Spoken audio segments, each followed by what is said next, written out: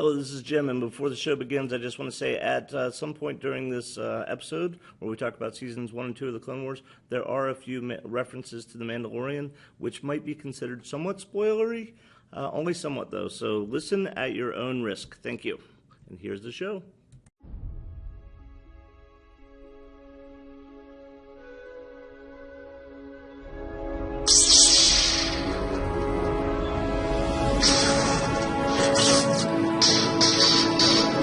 Welcome to Our Certain Point of View, where your hosts, Jim and Tim, will bring you new weekly discussions about the Star Wars universe. Our Certain Point of View is a fan-based podcast and has no connections with Disney, Lucasfilm, or any of their subsidiaries. All right, I did. Hello there. If you're wondering why we start every episode with me saying I'm going to hit record, is because Tim is a young, restless man. And the best way to get him ready is for me to just simply hit record. Hello there. This is Our Certain Point. Would you agree with that, Tim? He's just staring at me. This is uncomfortable. I'm not restless. I'm resting. Restless. He's without rest. Anyway, welcome to Our Certain Point of View. We're tardy, aren't we, Tim? Yeah. We've been away. I blame Jim. I'm Jim. And I'm Tim. And today we are going to discuss Clone Wars. Chapters or seasons 1 and 2. 1 and 2, because we were supposed to do season 1 last week, and instead we didn't. So now we're going to play a little catch-up. We're going to talk about, this is going to be upsetting to Tim, but my favorite cartoon series from Star Wars. I'm assuming there's one you like better. Rebels is awesome. Rebels is awesome. All right, but before we get into it, let's do our news. So now, I will say, and we're going to get there. We're not there yet, but the Force lore in Clone Wars is pretty amazing, too. Oh, it's also kind of hard. How many seasons of Rebels are there? 4. Yeah, so you got 6 seasons versus 4 seasons. Yeah. So there's a lot more material in Clone Wars. No, I do. I love the Clone Wars. The big thing with Rebels for me was, and Rebels really is awesome. That's why I say Rebels is awesome. But one of the big things with Rebels is that the animation style actually got a lot of people to not watch it. They saw the previews for it and were like, it looks a little more kiddie, colorful. Yeah. And it gets pretty deep and pretty dark. It's honestly really, really good. I also thought the first couple episodes were a little weak. Yeah. I don't think they captured the mood of the series at all.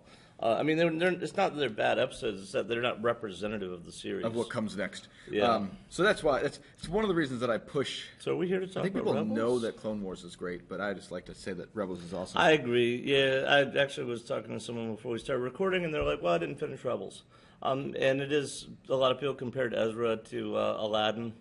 That very first episode has an Aladdin in the marketplace feel, and I also had to push through that. I liked Aladdin in the marketplace. I did too. I just didn't want to see it again in space.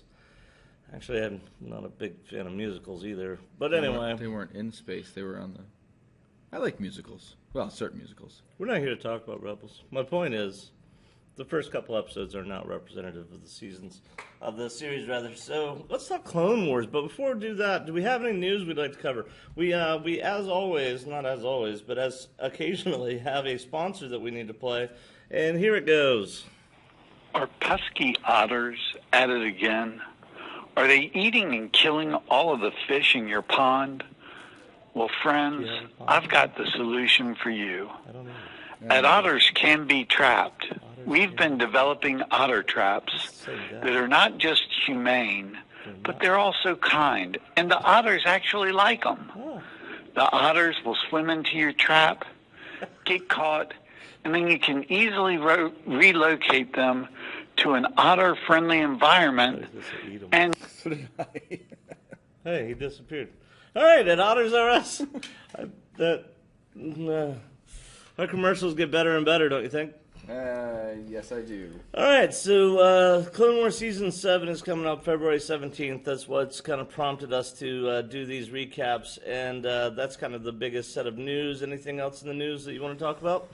There is some big news out there. There's one big thing right here, which you just said, and I'm going to jump ahead a little bit because it's there. We're a month away. Do it. I know. Well, 31 days, right? Which is a month. Well, yeah, it's a long month. January's a long month. Okay, we're a month away.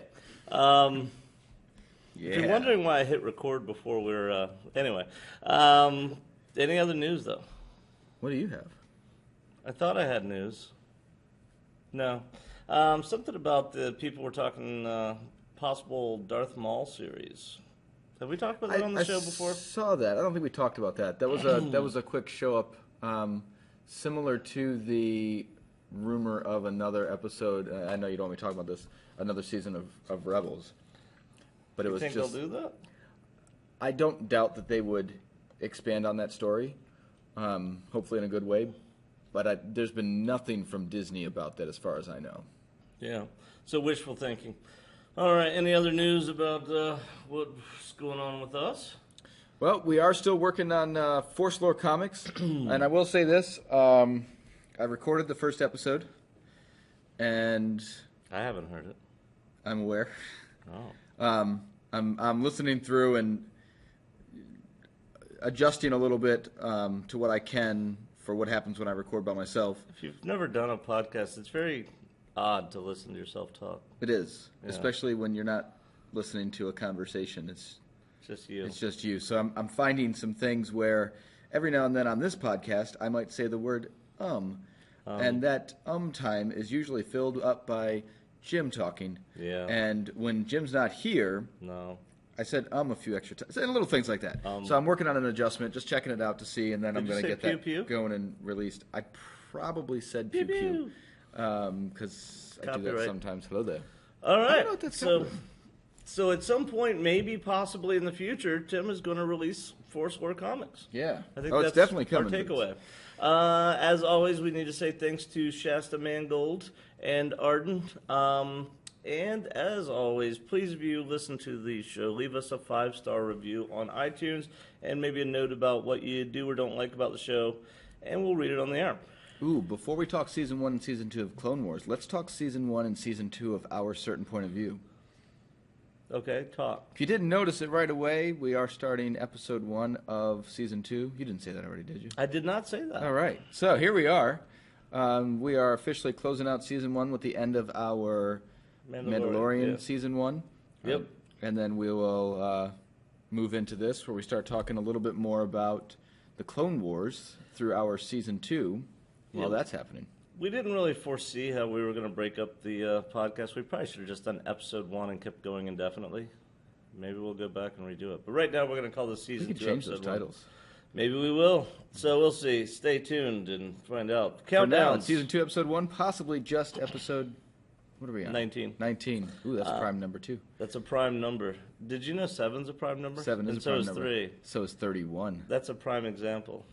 31, we're on countdowns. 31 days until February, there's another prime number, 17. 17th. So Clone Wars premieres in 31 days from now. We are recording on Friday, December 17th, if you hadn't figured that out. Star Wars Day is May 4th, which 4th is a prime number. No, it's not. It's 2 times 2. Okay. Yeah, But composite. 108 days, Absolutely. that's a prime number. No. It's not. All right, Star Wars. Are there any prime numbers that aren't odd? Just 2. Which ones? Just the number 2. Oh, literally just 2. Math. Star Wars Celebration, 223 days away, August. 27th, Yeah. 2020. We're in 2020. That's so weird. And still no news on Obi-Wan Kenobi. Oh, come on. We So want it. let's talk Clone Wars Season 1. And Absolutely. go. It starts off with First Ambush. of all, what year did it come out? 2008. And how many episodes?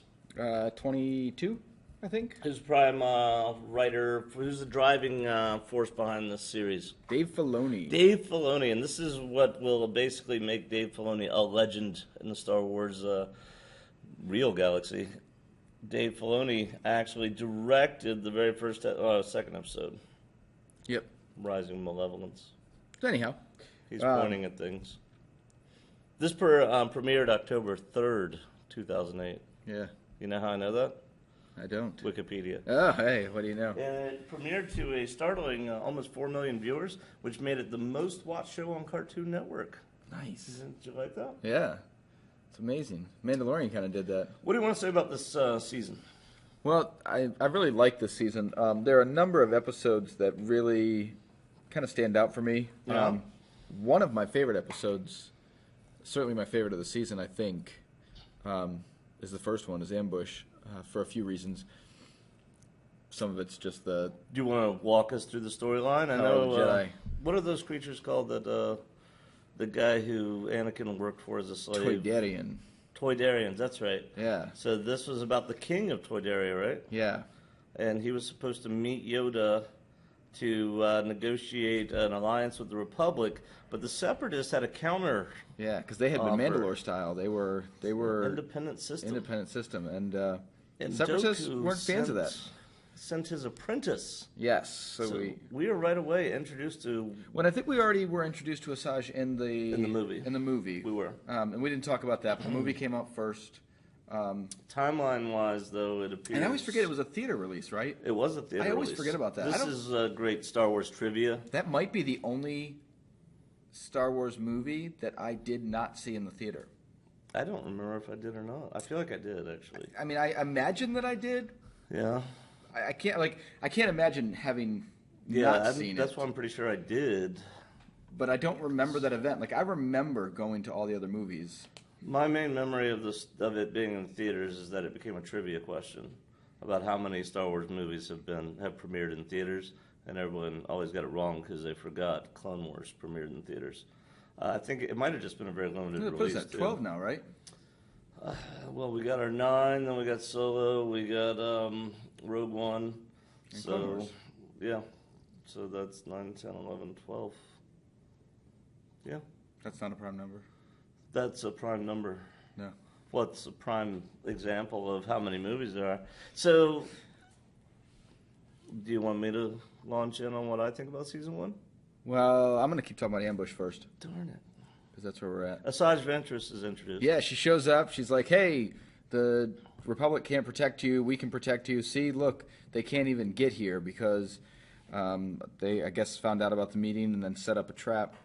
And Yoda said, yeah, we got this. You guys all stay here. I'm going to take a few clones with me, and we're going to go down. They took an escape pod, I think. They did. Took an escape pod down. They had to land a little distance away. And I really liked one of the things I liked, like right away, is this king was very unafraid of Asajj Ventress. Yeah, he seemed unimpressed. And he was just like, yeah.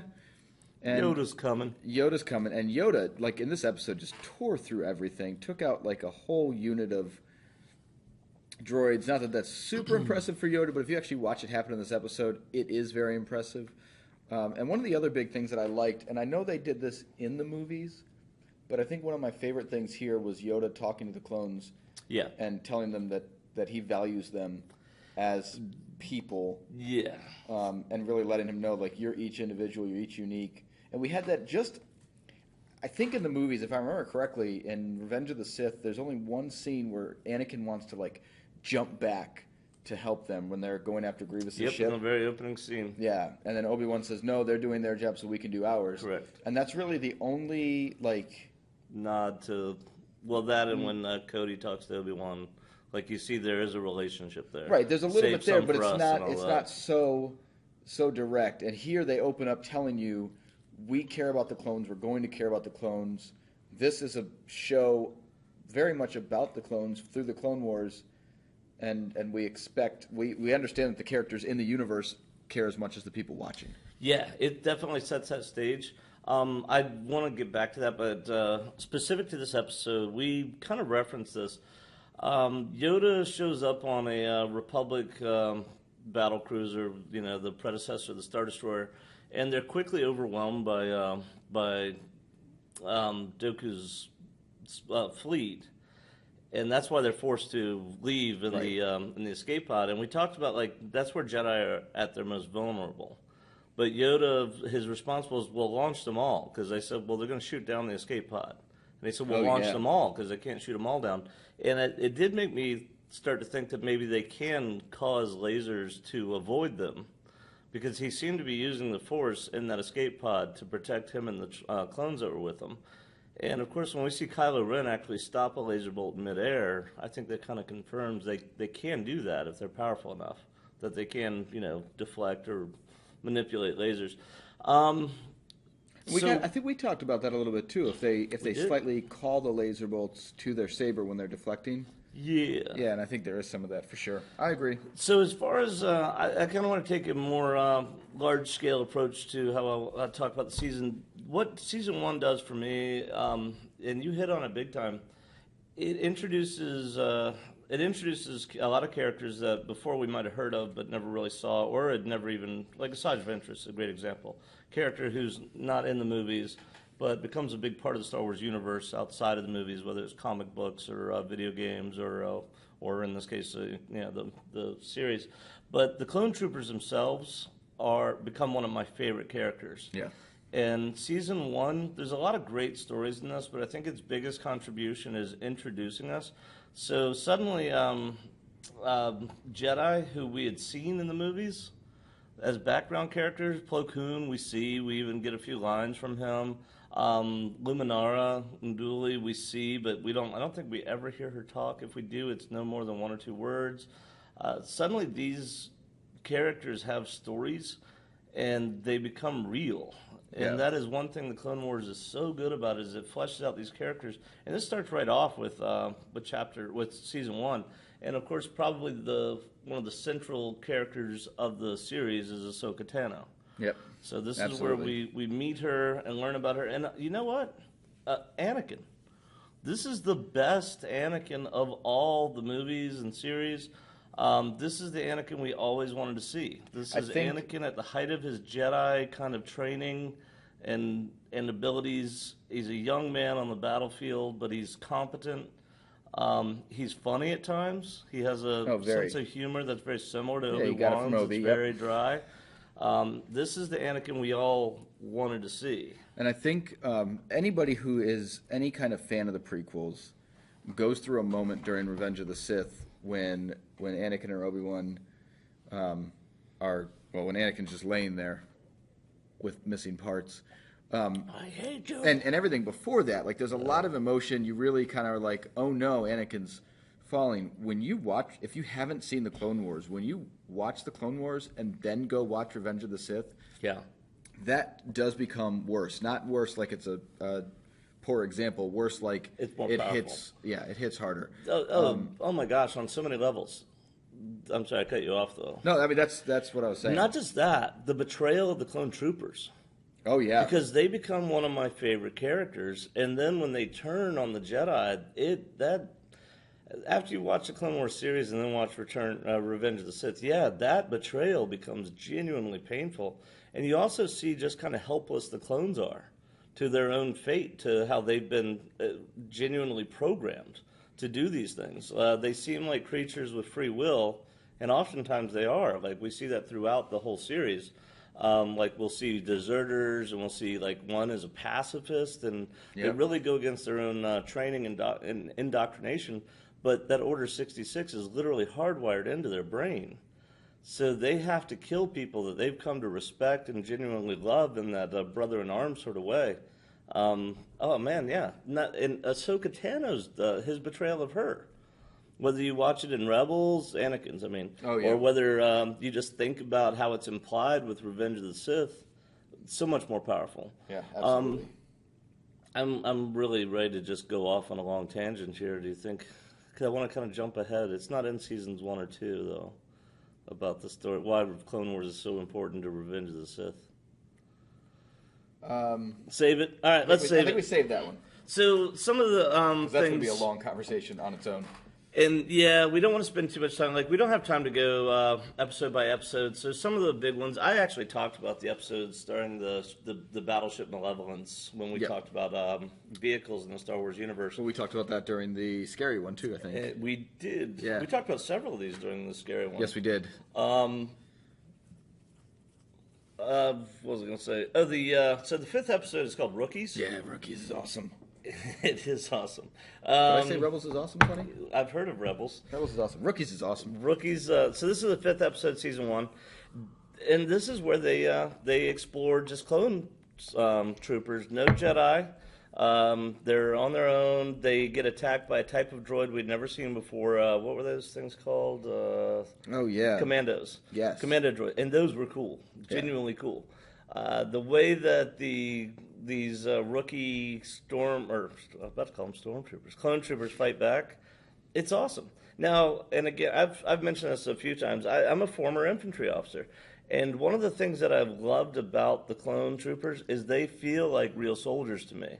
The brotherhood that they develop, the way they kid each other, the way they relate to each other, their kind of stoicism, like when you see them in terrible conditions and they're just like, just, suck it up and drive on. It feels very real to me.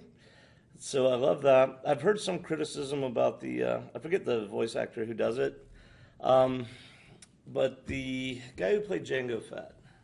Okay. He is a New Zealander, I want to say. I think that accent's New Zealand. It's not Australian. We're Americans. It's hard for me to differentiate between a New Zealand and Australian accent sometimes. And I've been to both countries, and they're beautiful, by the way. And we're sorry about what's happening in Australia. That's terrible. Yeah, it is. But anyway, I heard, so the guy who did Jango Fett did not do the voice for the clone troopers on the series. Right. And some people are like, well, and I think only an Australian or New Zealander might pick up on this. They said it's not very authentic. And as an American, when I'll hear other foreign actors do an American accent, I pick like Walking Dead, Rick Grimes. He's English. He's doing a Georgian accent. I lived in Georgia for a while. He does a good job, but every now and then you hear it's just too much. You can pick it up. Yeah, absolutely. So, I'm getting off on a tangent. My point is, some people did have some issues with the clone troopers. There is a bit of a maybe genuine criticism here. Why do they have the same accent as Jango? Is that the accent of Camino? Because he wasn't raised on Camino. Well, that the Camino ones don't sound like this. So if I had to guess, I would say that to make them more authentic, maybe the Kaminoans weren't the ones. Maybe they actually had voice recordings of Jango to create that human feel as opposed to the Kaminoan. So the other question I have is Jango's accent, the accent of Mandalore. Where did they get that accent from? Anyway. I don't know. I heard some people talking about it. But bottom line is Rookies is an excellent episode. If you want to see what the clone troopers are like, absent, Jedi and other characters. The other things we see introduced in this first series, or first season rather, again, like Cloak of Darkness, we see Luminara and Unduli. So this is episode 9. And I like being able to see the Jedi kind of off on their own. I think it's what a lot of us fans had wanted ever since 1977 when Alec Guinness mentioned the Clone Wars. Your father was in the Clone Wars. We're like, okay, what was that? And so the Jedi at the height of their power, as far as their martial abilities, Luminara Unduli is a great example of this because she, if you read like the Wikipedia on her or the Star Wars lore, or the stories she's in for that matter, combat's her thing. She is a master of combat and an awesome one. Yeah. And of course, she shows up again as a ghost, sort of. As a weird. Corpse. She shows up as a corpse in Rebels, so that's scary. kind of interesting. But yeah, Cloak of Darkness. Lair of Grievous is on this. We mentioned is in season 1. We mentioned that in our very, very creepy episode there. our Halloween special. We see a Jedi get killed in that one. And it's really interesting. I'm going to jump ahead a little bit here. Do it. Just because it's something you get through Clone Wars. It's it's kind of like the prequels when you start to know Anakin and you know what's coming and you're bummed out the whole time. You have that in this too. Like it's in this a powerful part of it. The next episode on here is Dooku captured. Yeah. Like they get Dooku and you're like, they got him.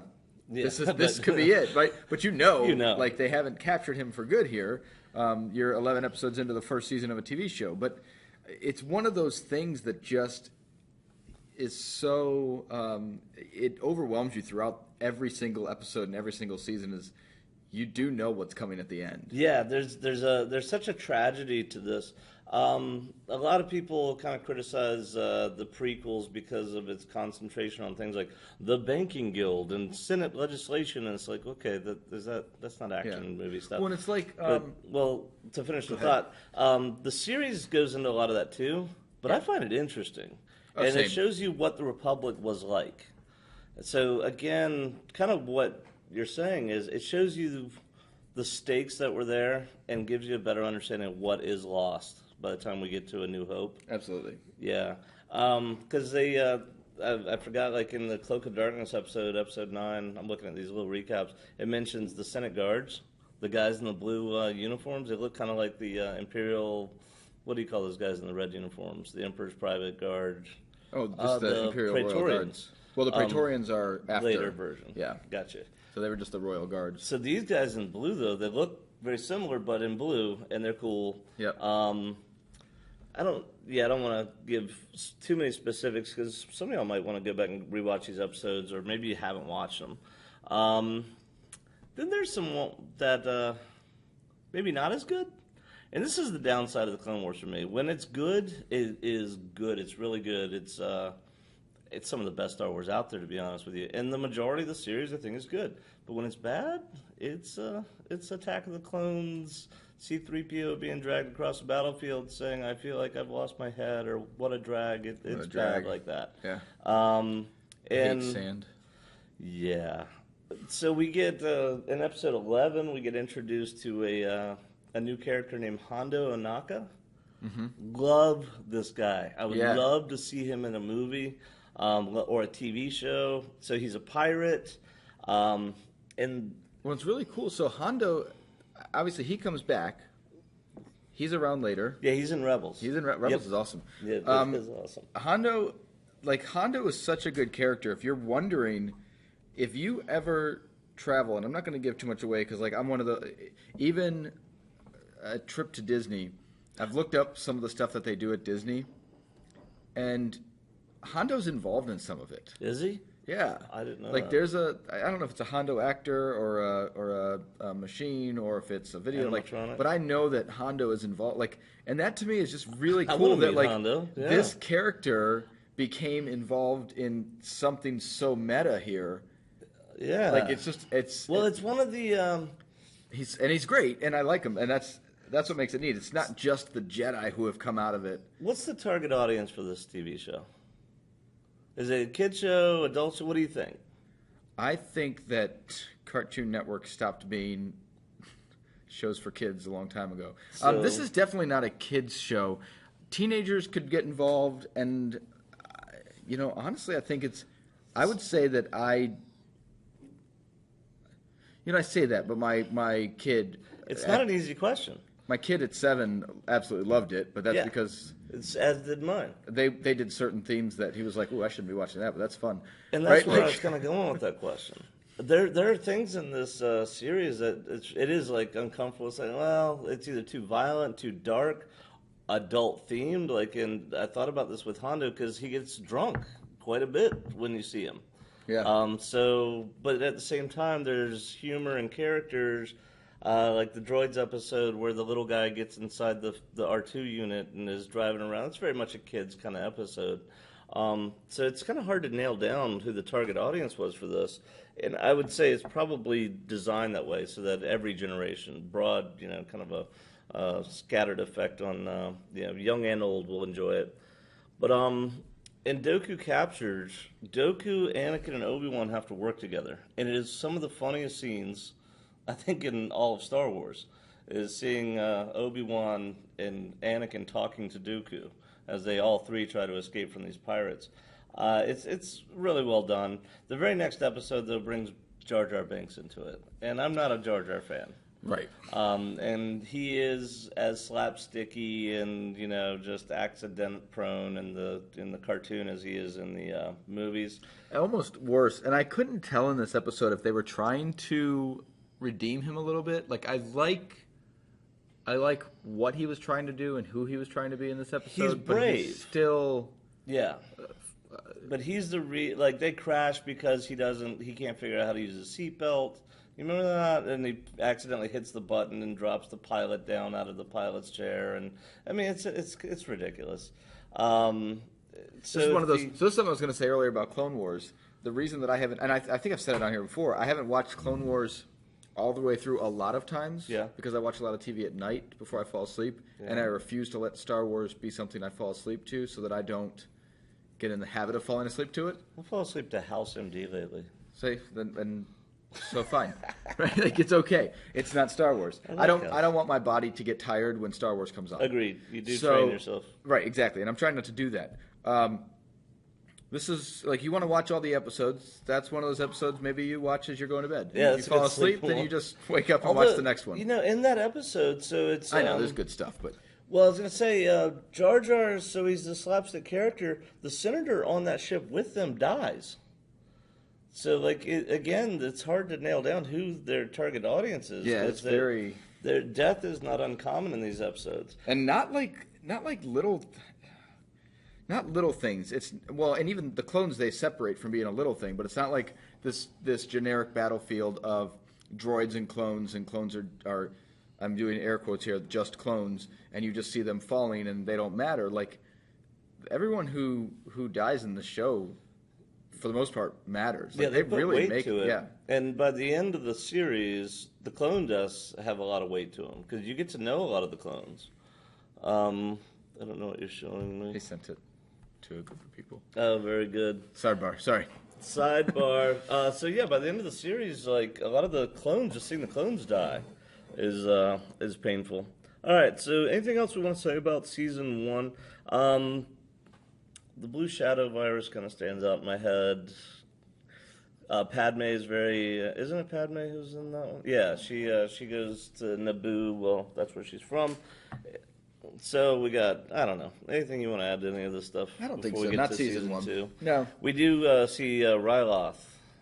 That's pretty important. Oh, I thought that was ahead in season 2. That is, No, yeah. that's episode 19. What is it called? Storm over Ryloth. So Ryloth, for those of you who don't remember, is the home of the Twi'leks. And if you've been watching Mandalorian, we had a couple Twi'leks star in one episode of that. And they're crazy. They are. As a people, they And it's a weird. They're always a weird race, and there's they're always a wild something. card, baby. When there's not great things happening to them. They're not a. Why'd you cut the brake lines? Wild card, baby. You get that reference? I do not. Always Sunny in Philadelphia. All No, right, I haven't watched that. They are the wild cards of the Star Wars galaxy because, like, they're crazy. They're like Mandalorians, but not as good at fighting.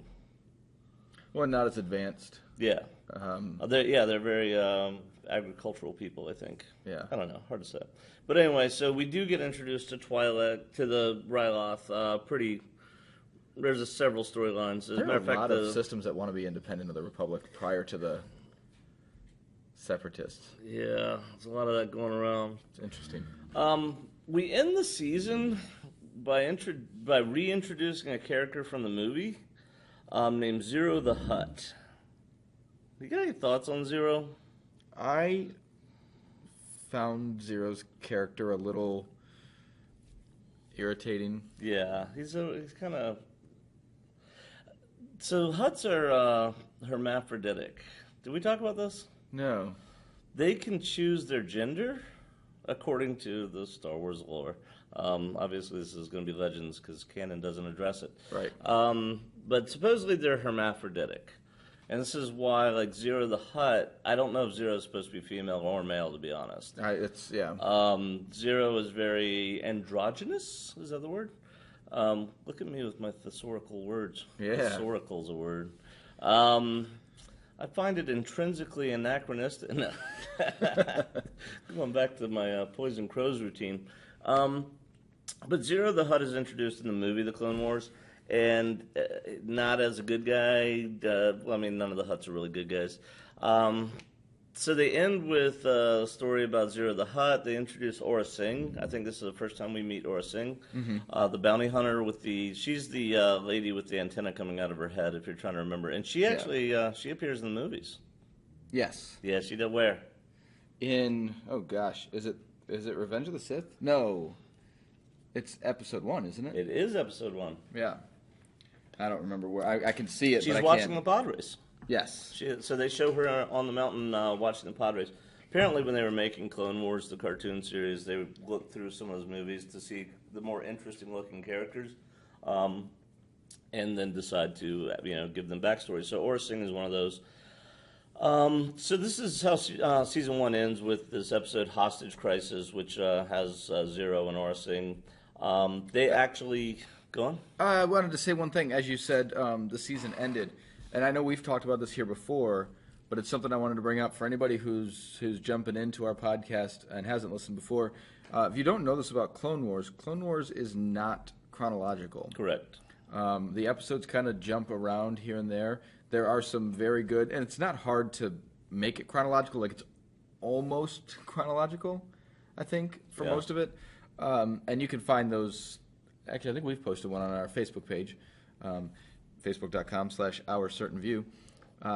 Leave us a 5-star review, please, on iTunes. Yeah, I don't think we talked about that. Anyway, so you can find that. You can find that chronological piece to be able to watch it that way if you choose to. Either way that you watch it works out okay, but you'll just know that every now and then if you're like, well, wait a minute, they are talking about a battle that hasn't happened yet or something like that, it's okay. Yeah, this one's really weird because it takes place.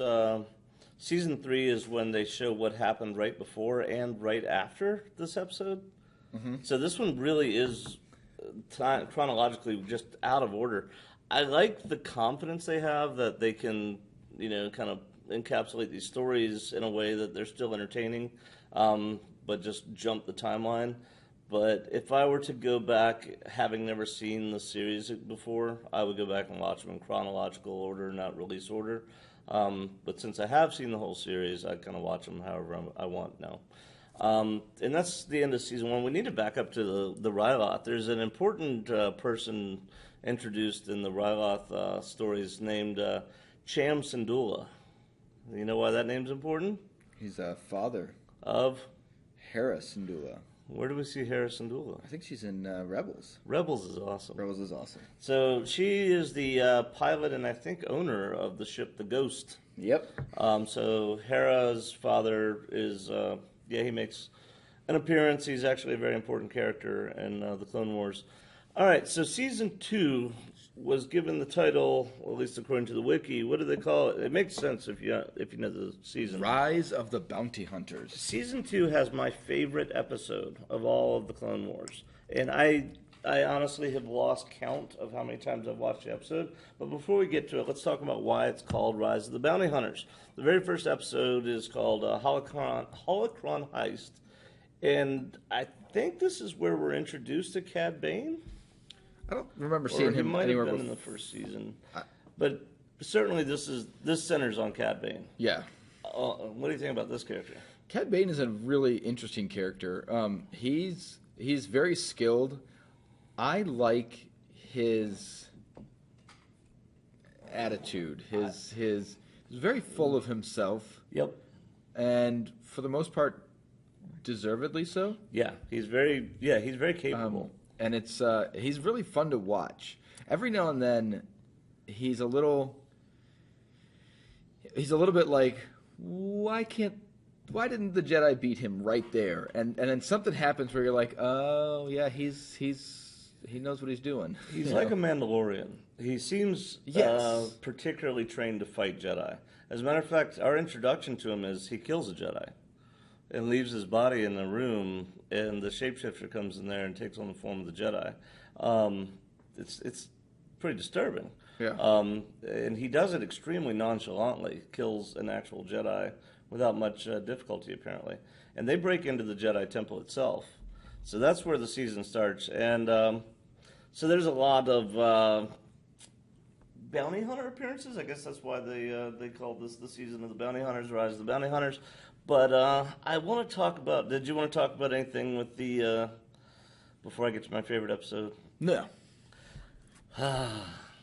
So there's this movie called Saving Private Ryan. It's Heard of it. really, really good. It's painfully good. It was the first of a genre called hyperrealism, where you watch it and you're just kind of in awe of it. Star Wars has a version of that called Landing at Point Rain, which is episode 5 of season 2. This is combat basically from the first minute to the last minute, and so it's Obi-Wan, Anakin, Coyote Mundi, I want to say Plo Koon's in there too. I don't know, but it's those three. Anakin, Obi-Wan, and Coyote lead 3 separate wings of an attack on a weapons factory on Geonosis. Yes. And this will be the second battle for Geonosis, because in the movie Attack of the Clones, apparently after that they kind of abandon the planet, and Geonosis again falls in the hands of the Separatists. So this will be the second battle of Geonosis. But it's awesome. The combat, so when they show the ships, the drop ships coming in and getting blown out of the sky, and you see like a clone trooper hanging on the side of one of the ships as it's burning, is so well done. And it's just really, really powerful. Again, the clone troopers move and act like real soldiers. Like you'll see, there's one scene where 2 clone troopers have to make their way forward to check on Obi-Wan because they know he's wounded. And they're moving from cover to cover. People are laying down cover fire. They got the old "I'm up, he sees me, I'm down," which is a military way of saying this is how long I can stand up before someone's going to be able to shoot me. I'm up, he sees me, I'm down. And they're doing that. They're moving and maneuvering. I just love the episode. And it leads into a great story arc. The very next episode, so they get this weapons factory, and we see Luminara and her Padawan, Barriss Offee. And Barriss becomes one of my favorite characters. And honestly, and this is where I was so tempted, I'm very tempted to jump ahead to the later seasons. Don't do it. Barriss has an extraordinarily large role in the converting of Anakin to the dark side. I think she really does. I think it's an extremely compelling story. Why Barriss, I think, has a large responsibility when it comes to Anakin becoming a dark side, becoming a Sith.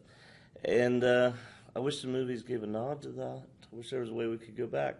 But Barriss is introduced in this next episode, episode 6, season 2. And we see her in Ahsoka. And we see Luminara again. And then we get into the Legacy of Terror, which we talked about in our Halloween podcast, yeah, which another one of is those. really disturbing. And Brain Invaders is really disturbing. So I love season 2. It's a solid season. Yeah, season 2 is a lot of fun. Now the ones that are good are really good. Oh, they got this is the season where they got the Deserter. Do you remember that? So there's a clone trooper. They're on. So the clones are on this planet, and they're kind of pinned down, and one of them is wounded and they need help. Oh yeah. They go to a we farm. talked about that one. Yeah. We talked about that in the Halloween one as well, because that was when the droids were all like attacking them, but they were all like zombified droids. It was weird, right? When he hit a family.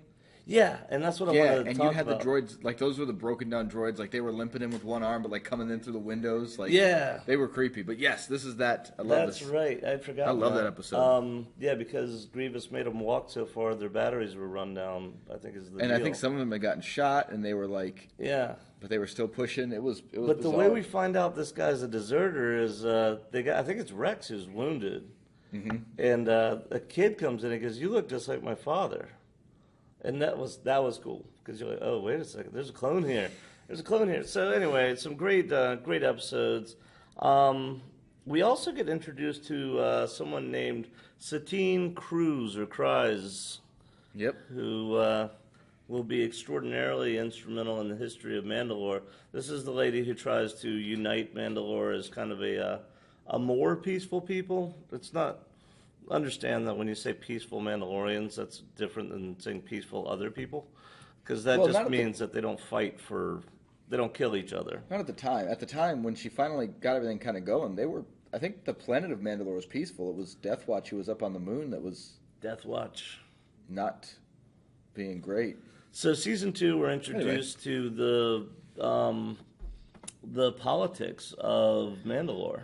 Yes. So this is particularly interesting after season 1 of The Mandalorian is wrapped up, to kind of go back and see season 2 of Clone Wars and get some of this background history of the Mandalorians. We also get to see Obi-Wan's relationship with Satine, which I think is interesting. I think it's awesome, because there's definitely a hint of romance there. Episode 12 is actually called The Mandalore Plot, and it's about the Duchess Satine of Mandalore. And the Death Watch. We're introduced to Death Watch, which is led by a guy named Vizsla. Pre-Vizsla, is that his name? Yep. And, of course, in The Mandalorian, the heavy gunner, his last name is Vizsla. So House Vizsla will make a claim to the throne of Mandalore. So in the show The Mandalorian, we have at least two kind of references to the Clone Wars, in that, what's his name, Moff Gideon shows up with a Darksaber. Last time we see the Darksaber, it's in the hands of Satine's sister, supposedly meaning she at one point ruled Mandalore. And we also see a Mandalorian whose last name is Vizsla. So I love the Clone Wars. I love Mandalorian. I love this cup of coffee I'm drinking out of my Chewbacca mug. We need Go, to Tim. add it while I sip my coffee. We need to add a little piece at the beginning of this for Mandalorian spoilers. Okay. We'll tag that in at the beginning. Sorry, side note so that we remember to do that at the end. Okay. Because we have That's a good point. we You're got right. a bunch of countries. I didn't even look at me. I'm crazy. No, I'm sorry. Anyway, so this is some really cool stuff. We see what's going on with Mandalore, and something I want to say here, because another critique of the show that I've heard is, it's just the battle stuff, right? It's just battle, and there's obviously going to be fighting and war in every episode. There's pretty much. There are a few that are not. That are a little bit slow, but Yeah. but for the most part, you're in the middle of a war and you're dealing with a war. But Yeah. they really tie in the stories. For a lot of it, they tie in the stories, and the politics in the background, some of that is really interesting to watch. It neither, for the most part, it neither bogs down nor overwhelms everything else. Like, everything really ties together pretty well throughout the series. Yeah. Like I said, I kind of like the politics of it. It's not overwhelming. Right. There are some episodes that are politics centric that for that one episode it gets a little overwhelming. But when you see how they tie into the larger story, I love it. Because it does add a depth to the Star Wars galaxy that without the Clone Wars we don't have. All right, so moving on. Yeah, we get Looking down at to bounty hunters. I really yeah, want to talk okay. about the Zilla Beast, but Yeah, I'm so do looking I. at So let's this get into recap for the bounty hunters. I'm trying to remember this one. This is one where, what's his name? The bounty hunter we see in Empire Strikes Back with the lizard guy. Bosk. We see Bosk in this episode. Okay. Yeah. And I'm reading the wiki. Am I allowed to read the wiki? They say that this episode pays homage to the memory of Akira Kurosawa. So that's kind of interesting. Honda is also in this episode. We're talking about episode 17, season 2, which is called Bounty Hunters. So that's interesting. But the next episode, I think the next two, it's a 2-story arc about something called the Zillo Beast. Yes. What do you want to talk about with the Zillo Beast? Well, we kind of did talk about the Zillo Beast a few episodes. Yes, we did. Quite a few episodes ago. Well, the last came up in one of the comic books with Kylo Ren. Yes, we did. Yeah. The last 5 episodes of season 2, so 18, 19, 20, 21, 22. These are great episodes. So the Zillo Beast is this creature that we find out. It's this gigantic creature, and turns out that, and correct me if I'm wrong here, that the Republic ends up trying to fortify a position, and they end up inadvertently waking up this gigantic creature called the Zillo Beast. And what makes it unique is its skin. It's armored. It's like an armadillo type thing. Yeah. It's a worm or something. Yeah, it's resistant to Not just blasters.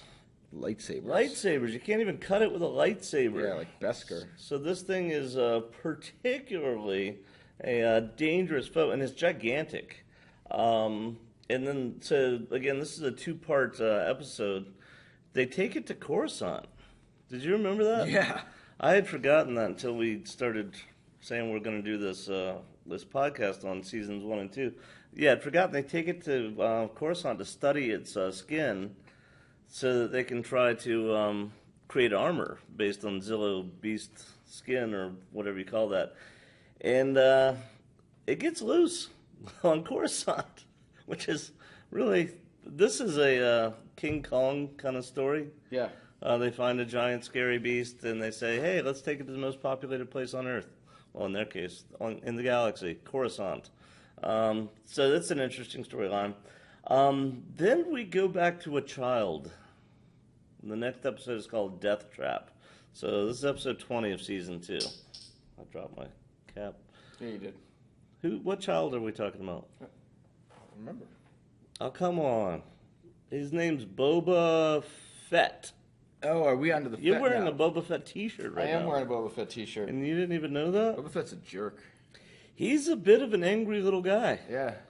So he's basically being raised by bounty hunters, but he has something on his mind. Do you remember this story arc? Yeah, this is where he wants to go after Mace Windu. Yeah, he's decided he is going to kill Mace Windu.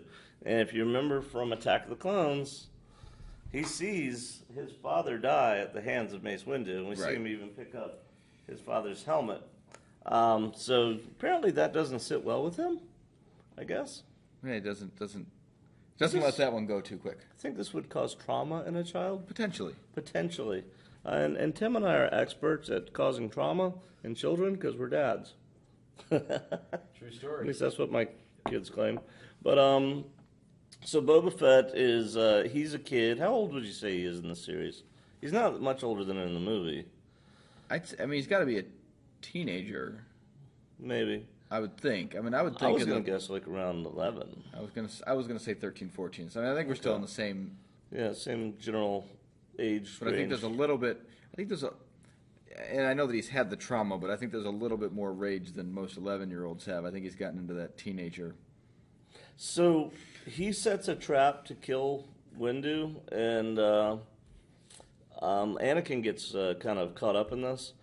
And this is a 3-episode story arc. In the next episode, he ends up. Does he crash their Star Destroyer? I know they end up trapped in a crashed Star Destroyer. It's pretty wild. Yeah. It's all coming back to me now. He does run circles around him. Boba Fett does. I mean, Mace kind of sees it coming, but I think they underestimate him pretty seriously because he ends up destroying the Star Destroyer, and both of them are trapped in this thing, and they're going to die, except for they're rescued by a little R2 unit. R2-D2 becomes the hero of this, and the episode's actually called R2 Come Home. Always. And that's episode 21. Always what? R2-D2 comes to the rescue. Always. Always. Always. Remember.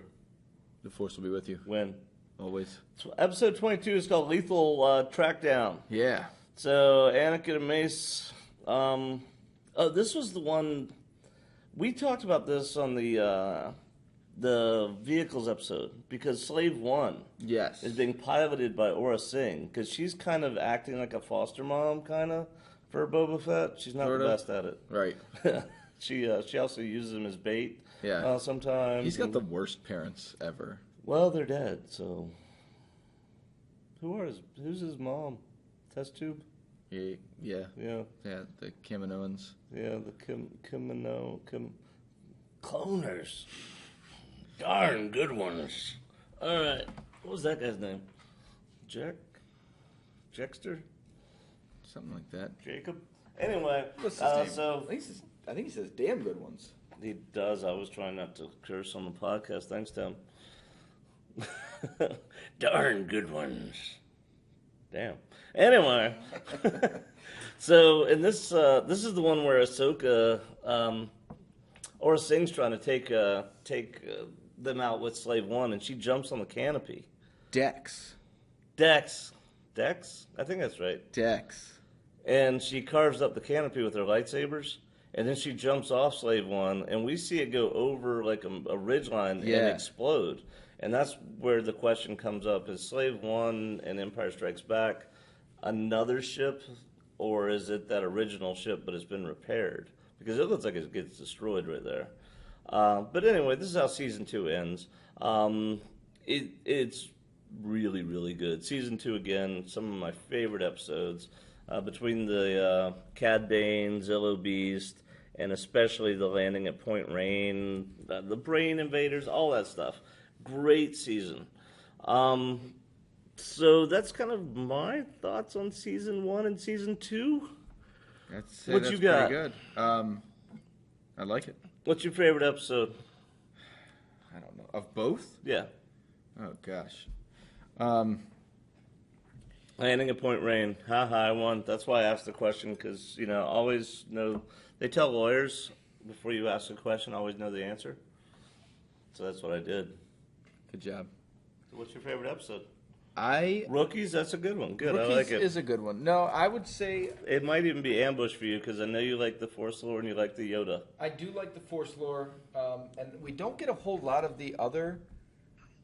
The Like other Force lore? the season soon will go into Force lore. By the time the show ends. Oh yeah, it gets really like So my good. favorite episodes are coming. Yeah. So of all of these, Bomba Jedi, where Jar Jar pretends to thank be you, a thank you. Jedi No, certainly not. on the planet Rhodia. Oh, that's the best one ever. Jar Jar pretends to be a Jedi. We haven't seen. That was season 1, Skip. episode 8. None of these were the Cloak of Darkness. the bounty hunter trials haven't started yet, right? The bounty hunter game. trial? Oh no, Okay. where Obi-Wan. Because no. that's that does not. That's one of my favorites too. Yeah, that's That later whole- on. Okay. That is a good series. All right. So for the time being, I'm going to say Ambush. Episode 1, season 1 is your favorite ever. Season 1 episode. We're going to go with Ambush for now. If you watch the Clone Wars and you don't love Ambush, but you like our podcast, don't go, oh man, they like this episode, I'm not watching the rest of it. They're really good. Watch them, give them a chance. All of them are good. Yeah. Well, again, you Most got to of at them are least good. make it to season 2, episode 6. Yeah. Or episode 5, Landing at Point Rain. You can probably just go watch it. The one before that is one of the ones that is all politics. It's called Senate Spy. And there's like no fighting in it. It is just like politics. So Yeah, I it's think kind I of like that interesting how episode 4, politics, kind of slow. It's all dialogue. Episode 5, all fighting. Yeah, and I And, would have like, that on purpose. I wonder that too now that we're looking at it. And there was which one was that? Oh, that was the Oh, Senate. you know what we need to mention is the Children of the Force episode. Yes. Because that is significant. Cad Bane steals the holocron that has the list of where all the potential Jedi are. So the babies that the Jedi would acquire. Did you like that word? Yeah. Acquire. The babies that the Jedi kidnap. Is that Stop incorrect? calling the Jedi evil. They're- They went about it they messed up at the end. From but they my did a point of good view, the thing. Jedi are evil. Well, only a Sith deals in absolutes. I But love that's that an absolute statement, Obi-Wan. Stop it. You're confusing me. Only a Sith deal. Usually only a Sith deals in... But how do you make that statement without making an absolute statement yourself? Don't try it. Usually only a Sith deals in absolutes. You underestimate my Usually. power. You underestimate my power. All right, like I said, Clone Wars Anakin's the best Anakin. And I like Revenge of the Sith Anakin. Just, anywho's, Children of the Force. So Cad Bane broke into the Jedi Temple, the bounty hunter that we talked about before. He's got a very cowboy appearance, too. One of the things I love about him. Yeah, oh, He's yeah. got a cowboy hat. He's got, like, a duster on. He's got, his low-slung pistol, so it's gunslinger style. Cowboy swagger. Yep. He's, I think he even keeps, like, a piece of hay in his teeth sometimes. Something, Like, keeps yeah. a toothpick, yeah. Yeah. Yeah, so definitely a cowboy type. But he gets in there. Oh, do you remember his little robot? Yeah. Oh my gosh, that is one of the coolest scenes. It's like so sad. I can tell it on the podcast, right? What he does with the little robot. Yeah, I think so. Yeah, he has a little robot companion, and we know he's a bad guy because he just killed a Jedi, and anyway, use a shape changer to impersonate him, and then Jocasta Nu and all this other stuff. But meanwhile, he's infiltrated with this little droid that's very friendly, his little buddy. And he sends him to go distract the Jedi, and the little droid comes tumbling out of the vent. You remember this? And Mace Windu finds him? Uh-huh. And you remember what... The little droid and Mace Windu realize at the same moment that Cad Bane's put a thermal detonator on his back, a charge on his back. And the little droid's like, oh no. And Mace Windu force pushes him into the vent. And then there's just a giant explosion. Oh, that was such a good scene. Oh, I just got excited. You can probably hear it in my voice. I don't sound like I'm half asleep now. Yeah, that's good but stuff. anyway, what I was getting at is he found the list of the children. Right. And that's curious, who hires him. And, of course, Palpatine, I assume, is the one who hired him. And they're kidnapping these kids. And this theme is going to get picked up again later in Rebels. In Rebels, that was a big thing about what the Inquisitors were doing. The Rebels find the list, and they try to protect these kids from the Inquisitors. So this is the first time I think we see it, though. Yeah. So Cad Bane gets this list. Anyway, Clone Wars Seasons 1 and 2, watch them. They are outstanding. I love the Clone Wars. I feel the way about the Clone Wars that you seem to feel about Rebels. Have you heard of Rebels? Rebels is awesome. Clone Wars is awesome. Clone Wars is awesome. Right. He didn't cover up my that time very well. So I would say Say what? You stop talking. Well, we're gonna have to have this conversation. What are we gonna do next week? Next week, are we doing season 3? Aren't we? Just 3 do and 3? 4? Do double it up or just? I mean, I think it depends on how reliable you and I are. We were not reliable last week. Yeah. So we're planning on season 3, and depending on how I got my motorcycle back on the road. Yeah. And we've had unseasonably warm temperatures. So, but we won't this week. And I kept imagining it's going to be cold this week. It's already started. But I was imagining I was a scout trooper, and I kept putting baby Yodas out on the road, and I just come by and scoop them up. No, I didn't do that. But I did ride a lot. Well, for me, a lot. Anyway, this week we're going to be better. We're going to try to get an episode out, and if we do season 3 this week, then we should be on track one season until the premiere of season 7, Yeah, it should be right? good. And it's possible we'll double up again. We'll see how much, because this kept us to about our appropriate amount of time, and I can't imagine us saying a whole lot more. I mean, I know I'll get a little more into it with the Force stuff, but still, without giving too many specifics, so you guys can watch and enjoy the show. Yeah. Anywho, that was fun. Force Lore Comics is coming. Force Lore Comics is coming, so keep an ear out for that. As always, if you enjoyed the show, please go to wherever you listen and give us a 5-star review. Yeah. And give us some feedback at ourcertainview@gmail.com or on our Facebook page or wherever. All right. As for now, I think that's it, right? I think so. So I'm Jim. And I'm Tim. And this has been Our Certain Point of View. This is the way I've spoken. Remember, The Force will be with you. always. Yay. Say goodbye. Make Jim. good choices. Goodbye. Goodbye. Audio 1.